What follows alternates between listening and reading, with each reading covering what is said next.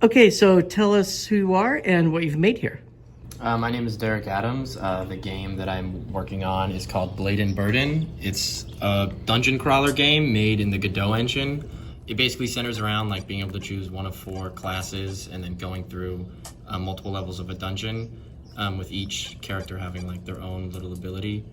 So if we choose the paladin here, one thing in the first level of the game is it's outdoors, so there is like a random chance that it can be either daytime or nighttime, and that just changes like what enemies that you would get.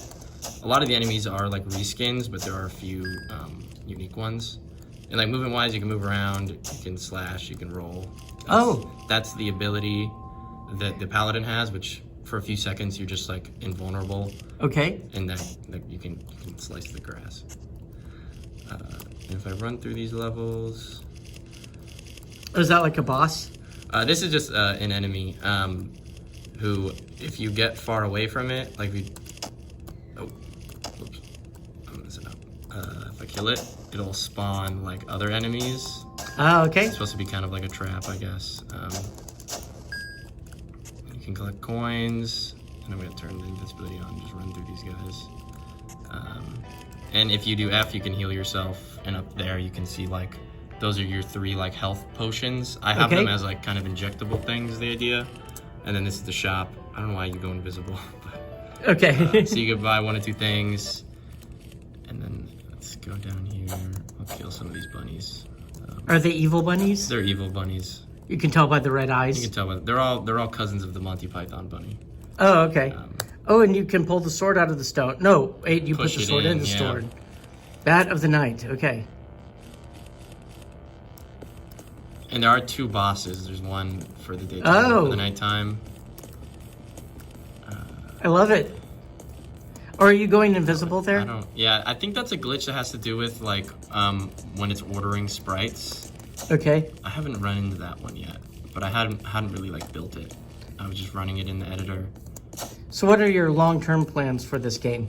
I think the major goal would be to like build out multiple levels that are in different areas, because the idea is you're kind of breaking into a castle. So the first level is like outside the castle.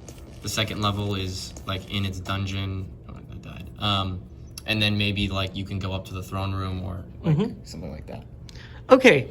In terms of distribution, what are your plans if people want to play this? Currently, I do have a Steam page set up. I want to put, you can see it here, I want to put out like a playable demo for free download, and then eventually when the game's finished, maybe. So can people follow this page on Steam for progress? Is that the best way? Okay, sounds great.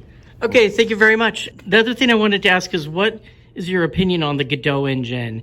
And have you used other engines? And if so, how do they compare? What's your thoughts? I've had a lot of good experiences with the Godot. I think from like a 2D game engine perspective, it's definitely my favorite. I think Unity has a lot of its own issues, especially like because it's definitely primarily built for 3D, and then like Game Maker costs money. Right. So, I like the idea of like Godot being like it's on an MIT open license, so that's definitely nice that it'll kind of for the foreseeable future always be free. And I think it has a lot of cool features, and the documentation for it's also like really good. They did a lot of effort into. Now, is this in the latest version of Godot, Godot 4? No, so I started this project with Godot 3? in 3.